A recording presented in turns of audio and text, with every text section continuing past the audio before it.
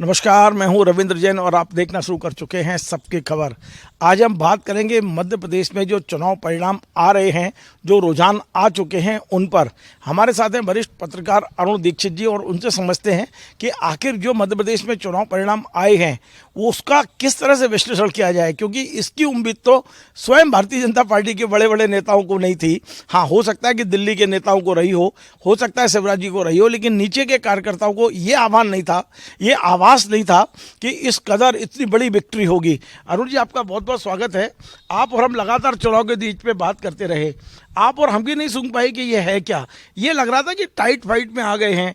3-4 महीने पहले कांग्रेस की थोड़ी सी बढ़त थी, लेकिन जैसे जैसे चुनाव आया बीजेपी ने काफ़ी मेहनत की, तमाम नेताओं को उतारा और लग रहा था कि अब वो लड़ाई में आ गए हैं, फाइट में आ गए हैं। लेकिन ये तो किसी को उम्मीद नहीं थी कि भारतीय जनता पार्टी की ये सुनामी दिख नहीं रही थी। देखिए, ये भारतीय जनता पार्टी की नहीं, ये नरेंद्र मोदी का करिश्मा है। नरेंद्र मोदी ने और उनकी टीम ने जिस तरह ये चुनाव लड़ा, इतने बड़े पत्रकारिता के जीवन में चाहे आप हो चाहे हम हो, कार्यकर्ता उदासीन था। स्थानीय इकाई जो है संगठन की, उसकी उतनी बड़ी भूमिका नहीं थी, लेकिन उन्होंने पूरी ताकत झोंक के अपने दम पर तकनीक, साधन, संसाधन और मैनेजमेंट, उससे ये चुनाव जीता है। क्योंकि कुछ दिन पहले तक जो मुद्दे हैं, आज भी अगर सामान्य तौर पर किसी से बात करेंगे आप, तो वही चीज़ें कार्यकर्ता का मतदाता वही चीज़ें दोहरा रहा था। अभी भी किसी से पूछिए, आप बात वही कर रहे हैं।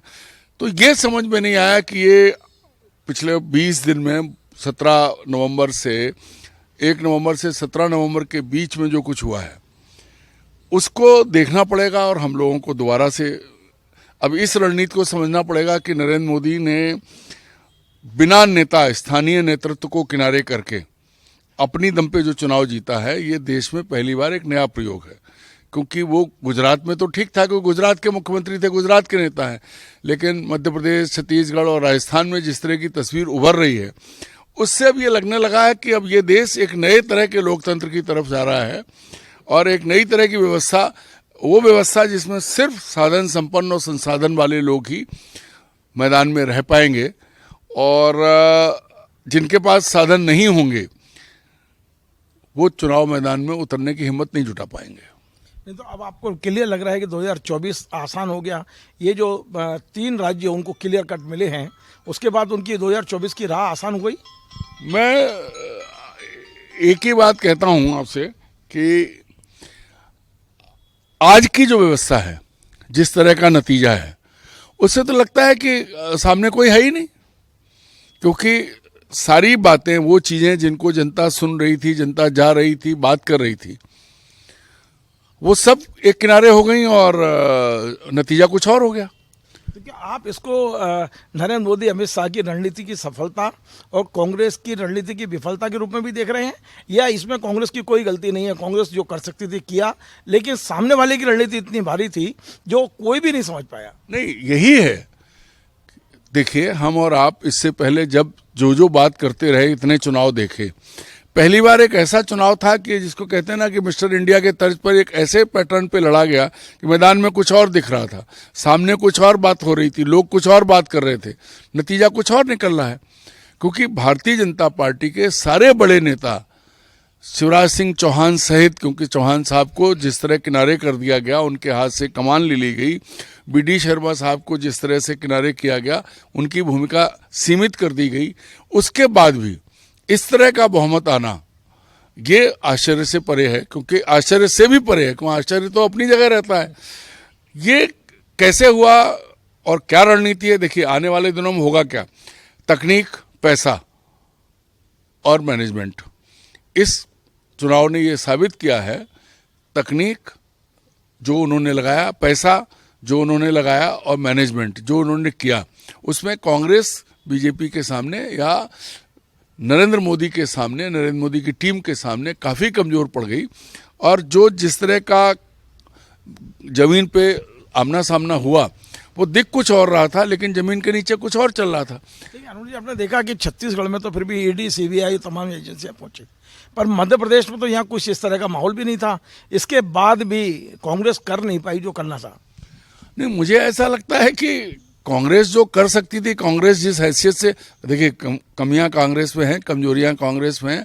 वहाँ तो कुर्ते फाड़ने तक की बात चल रही थी। कांग्रेस अपने मूल चरित्र से आज उत्तर प्रदेश में गए, उसको 35 साल होने को आ गए हैं, लेकिन अभी भी वही है, कांग्रेस ही अपने मूल चरित्र से नहीं हटता। सबसे पहले देखिए इस पे आलोचना और उस तरह की चीजें कांग्रेस के भीतर से उठी हैं। तो ये तो तय है कि अब देश में, भारत में अगर आपको किसी भी लोकतंत्र की व्यवस्थाओं के तहत अगर कोई चुनाव लड़ेगा तो उसको उस तरह की तैयारी करनी होगी जो अभी तक कभी किसी चुनाव में नहीं थी, जो पहली बार आई है। कि ना तो आपने स्थानीय कार्यकर्ता को उतना महत्व दिया, ना स्थानीय नेताओं को महत्व दिया, मुख्यमंत्री, सिटिंग मुख्यमंत्री, लोकप्रिय मुख्यमंत्री को किनारे किया। इस सब के बाद बहुमत, और वो भी शानदार बहुमत। लेकिन मेहनत तो शिवराज जी ने बहुत की है, 160 से ज्यादा सीटों पर वो पहुंचे हैं। शिवराज जी तो लगातार मेहनत कर रहे थे। तो ये क्या, ये चुनाव की जीत है, उसका श्रेय शिवराज जी को नहीं जाएगा? नहीं, शिवराज जी को अगर श्रेय दिया जाता तो शिवराज जी को किनारे क्यों किया जाता? उनका नाम तक नहीं लिया। शुरुआत में किया था, बाद में तो उनकी प्रशंसा के लिए उन्होंने पत्र जारी किया। नहीं, अब यही है ना कि ये बाद में, अगर एक बार, मतलब हमारे गांव में एक कहावत है कि गिलहरी को पहले जोर से मार दो, फिर जिंदा करने के लिए उसमें गोबर में मुंह डालो तो वो फटक के जिंदा हो जाती है। तो यहाँ जिस तरह की कार्यशैली और जिस तरह की व्यवस्था, जीत, देखिए जीत हमेशा भव्य होती है, चाहे वो पराक्रम से हो, तिकड़म से हो, कौशल से हो या जुगाड़ से हो। तो जीत है, जीत हो गई और भव्य जीत हुई है। लेकिन हमको, सबको, सारे मीडिया को या चुनावी विश्लेषकों को इस बात का मंथन करना पड़ेगा, ये समझना पड़ेगा कि भारत में ये कौन सा नया पैटर्न आया। अभी तक तो ये था कि जनता की उपेक्षा, कार्यकर्ता की उपेक्षा, नेता की उपेक्षा। भाई गृह मंत्री ने ग्वालियर में साफ साफ कहा था कि अपने फूफा मौसा को मत देखो। समाजवादी केंद्रीय गृह मंत्री अपना अमित शाह जी, हाँ, अमित शाह जी ने कहा था कि अपने नाराज फूफा मौसा को मत देखो, वो तो लौट आएंगे, अपने बागी आ जाएंगे, इन पर काम करो। तो मुझे ऐसा लगता है कि जो आदिवासी, जो दलित, जो संगठन लड़े, जो आप लड़ी, जो समाजवादी पार्टी लड़ी, जो बीएसपी, गोंडवाना, इन सबको, या तो ये हुआ है कि बीजेपी ने सारे वो दल जो इंडिया की गठबंधन की तरफ जा रहे थे, उनको सबको बेहतरीन ढंग से इस्तेमाल किया है सभी राज्यों में। ये जब आखिरी परिणाम आएगा और वोट परसेंटेज किसने कितना काटा, क्योंकि कांग्रेस को ये भ्रम रहा कि हम आमने सामने हैं, लेकिन वो जो कतरन निकल गई इनके सबके साथ, 2-2, 4-4 हजार वोट। अब देखिए जयस ने भी बहुत वोट काटे हैं। देखिए लगभग 7% वोटों का अंतर बताया जा रहा है अब तो। अभी तो देखिए तो वो फाइनल आएगा तब पता चलेगा फाइनल में। लेकिन वो लोग कितना ले गए वो देखना पड़ेगा ना। 6% से ज्यादा कोई नहीं, वो 6% पहले भी रहता था। थर्ड मतलब जो अन्य का 6%, 7% रहता था, लगभग उतना ही गया है। रविंद्र जी, जब टोटल आएगा, जैसे जयस के कैंडिडेट्स कई हजार वोट ले गए, 20 कैंडिडेट लड़ रहे थे। एक बात और, यदि इतना मैनेजमेंट था, इतना मतलब सुनामी थी, भाजपा के प्रति पक्ष में माहौल बन गया था। सुनामी नहीं थी, आप कह रहे हो सुनामी नहीं थी, मैनेजमेंट था। तो उसके बाद भी शिवराज मंत्रिमंडल के लगभग 10 मंत्री पीछे चल रहे हैं, 8 से 10 मंत्री पीछे चल रहे हैं। उसके पीछे क्या कारण है? ये भी उसी मैनेजमेंट का हिस्सा है, मतलब उन्हें पीछे किया गया है संगठन द्वारा। नहीं, उसी मैनेजमेंट का हिस्सा है। तस्वीर बदलती रहनी चाहिए ना। बहुत सारे वो चेहरे जो शिवराज जी के सामने या मुख्यमंत्री की दौड़ में थे, वो भी पिछड़ गए हैं। भगत सिंह कुलस्ते तो सुना है चुनाव हार गए हैं।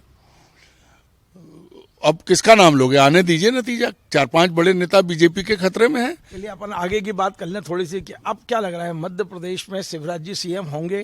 क्योंकि आपने एक बार मुझसे कहा था कि शिवराज जी ने कहा था एक सभा में कि मैं देखने में पतला दुबला हूं पर लड़ने में मैं माहिर हूं। तो अब क्या शिवराज जी दावा करेंगे या आसानी से ये दूसरे के लिए रास्ता, यदि पार्टी हाईकमान ने नाम दिया तो पहले आसानी से छोड़ के निकल लेंगे? देखिए 6 अक्टूबर को जो उन्होंने डिंडोरी में कहा था, 3 सेंटेंस थे उसमें महत्वपूर्ण। पहला कि मेरी सरकार बननी चाहिए कि नहीं बननी चाहिए, दूसरा मोदी को प्रधानमंत्री बनना चाहिए कि नहीं बनना चाहिए, और तीसरा जो मेरा साथ देगा मैं उसका साथ दूंगा। तो मुझे नहीं लगता कि शिवराज सिंह चौहान मोदी के सामने खड़े होंगे। वो वही करेंगे जो मोदी चाहेंगे और खुद आके करेंगे, आगे होके करेंगे। अब आगे जो भी भूमिका यहाँ दिखाई पड़ेगी, उसकी वो जो कुछ भी होगा उसके सूत्रधार जो है वो शिवराज सिंह चौहान ही होंगे, वही करते जाएंगे। मतलब जो जो उन्हें ऊपर से निर्देश होगा वो करेंगे, ना मोदी आएंगे ना शाह आएंगे। अब सब काम, सारी भूमिकाएं शिवराज जी के हाथों होगी। मतलब ये आसानी से कुर्सी छोड़ देंगे यदि वो कहेंगे तो, और दूसरे के लिए रास्ता बना देंगे जो भी है। हाँ बिल्कुल, इसमें कोई शक नहीं है। मतलब अभी ऐसा माहौल नहीं है कि कोई मोदी और शाह से टकराने की हिम्मत इस समय शायद अब तीसरे किसी नेता में नहीं है बीजेपी में, और खासकर इन 3 चुनाव परिणामों के बाद। आज पूरे देश में ऐसा कोई नहीं जो सामने खड़ा हो। अगर ऐसा होता तो सबसे पहले नितिन गडकरी महाराष्ट्र से खड़े होते, और गुजरात में तो सब खत्म कर दिए। अब देखिए, यहाँ एक सबसे बड़ी चीज आती है, वो ये है कि जिस मैनेजमेंट में, जिस तकनीक में और जिस व्यवस्था में ये चुनाव जीता गया है, वो दूसरे दलों तक पहुंचे ना पहुंचे, लेकिन सबसे पहले ये बीजेपी में शिवराज सिंह जी तो रास्ता बनाएंगे, जो कहा जाएगा वो करेंगे। लेकिन हमें अब उत्तर प्रदेश देखना होगा। सबसे मजेदार परिस्थिति उत्तर प्रदेश में बनने वाली है, क्योंकि उत्तर प्रदेश में जो है योगी आदित्यनाथ अब खतरे में हैं। अब अगला दांव जो है उनके, अब आप देखिएगा उत्तर प्रदेश में अगले कुछ दिनों में ही ओबीसी सीएम और उसकी बात उठेगी।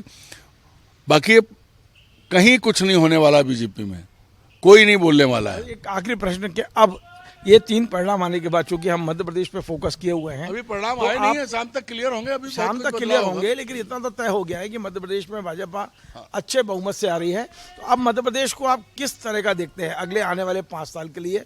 और कांग्रेस का ये जो 2 बड़े नेता हैं जिनकी उम्र अब, इनके पास अब बहुत टाइम नहीं है अपना, और हम सब समझते हैं, तो अब कांग्रेस और भाजपा की बात में करके मैं सरकार की बात करूं, मध्य प्रदेश में सरकार का क्या चेहरा देखते हैं आप, और कांग्रेस का क्या भविष्य देखते हैं? देखिए, कांग्रेस को अब अपने आप को नए सिरे से खड़ा करना पड़ेगा। अगर कांग्रेस उत्तर प्रदेश की गति को प्राप्त नहीं होना चाहती है, तो उसको आमूल चूल परिवर्तन अपनी व्यवस्थाओं में, अपनी रणनीति में करना पड़ेगा। अब हर एक को संतुष्ट करके नहीं, क्योंकि बीजेपी आगे बढ़ रही है तो इसलिए बढ़ रही है कि नरेंद्र मोदी ने जो कहा वो आखिरी शब्द है। कांग्रेस इसलिए पीछे हो रही है क्योंकि 23 लोग पार्टी के भीतर से खड़े होकर कहते हैं नहीं नहीं ये नहीं करो, ये करो। अशोक गहलोत ने खुली चुनौती दी थी, कुछ नहीं कर पाई कांग्रेस। तो जो फर्क है वो नेतृत्व का है, और नेतृत्व में इतनी ताकत इससे पहले किसी दल में, मायावती को छोड़ दीजिए, मुलायम सिंह को छोड़ दीजिए, नरेंद्र मोदी जैसा ताकतवर नेता किसी पार्टी में नहीं था। इंदिरा जी के बाद अपन बात करें। नहीं, आज मैं क्षेत्रीय दलों की बात नहीं कर रहा हूँ, राष्ट्रीय स्तर पर पहली बार इंदिरा जी का भी लोग साथ छोड़ के गए, उनको चुनौती दी, अलग हुए, लोगों ने सरवाइव भी किया। आज बीजेपी में जिस तरह की पार्टी थी, जिस तरह से बीजेपी के अंदर लोकतंत्र था और सब बात कर लेते थे, बीजेपी जिस स्थिति में आज खड़ी है इससे पहले कभी नहीं थी। और हो सकता है कि 5 साल बाद इस स्थिति में ना रहे, लेकिन आज बीजेपी संगठित, सुनियोजित और अपनी हर मूव को, जिसको हम लोग आर्मी के वर्ड में कहें कि उनकी मैन्यूवरिंग बहुत प्रॉपर है, रणनीति उन्होंने बनाई है।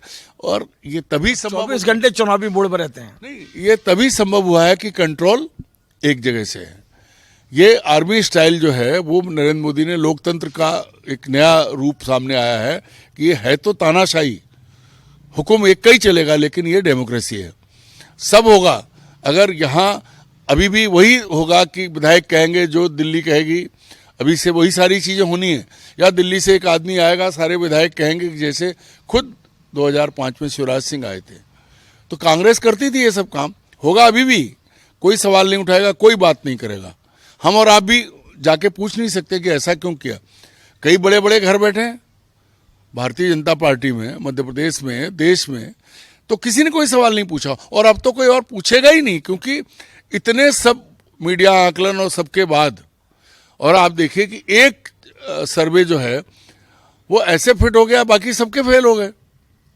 तो कहीं ना कहीं या तो हम लोग असफल हुए हैं। जिस सर्वे की आप बात कर रहे हैं उनका सर्वे फिर जयपुर में और छत्तीसगढ़ में नहीं हुआ। मैं वही कह रहा हूं कि हम लोग कहीं ना कहीं उस चीज को भांप नहीं पाए, या अभी तक हम मेंटली उस तरह की चीजों के लिए तैयार नहीं है।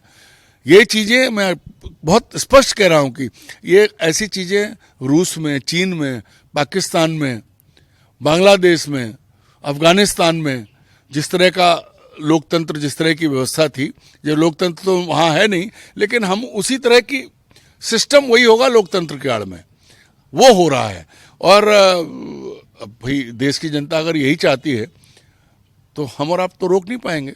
बहुत बहुत धन्यवाद। आप थे अरुण दीक्षित जी, वरिष्ठ पत्रकार। इनका ये मानना है कि जो परिणाम सामने आए हैं, जो रुझान सामने आए हैं, वो भांपने में हम असफल रहे हैं, लेकिन इतना तय है कि अब देश में एक नए तरह का लोकतंत्र है। ये लोकतंत्र कार्यकर्ता से नहीं, मैनेजमेंट से चलाया जाएगा।